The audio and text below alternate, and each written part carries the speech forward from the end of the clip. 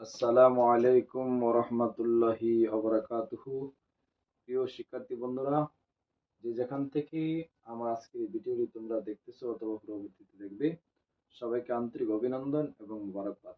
প্রিয় শিক্ষার্থী বন্ধুরা, আমি আজকে এমন একটি তোমাদেরকে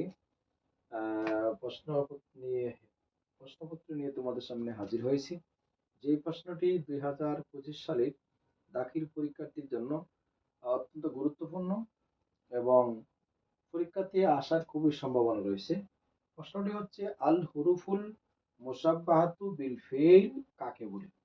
প্রিয় শিক্ষার্থীরা একটু দেখো, আল হুরুফুল মুসাব্বাহাতু বিল ফেইল কাকে বলে, কয়টি ও কি কি?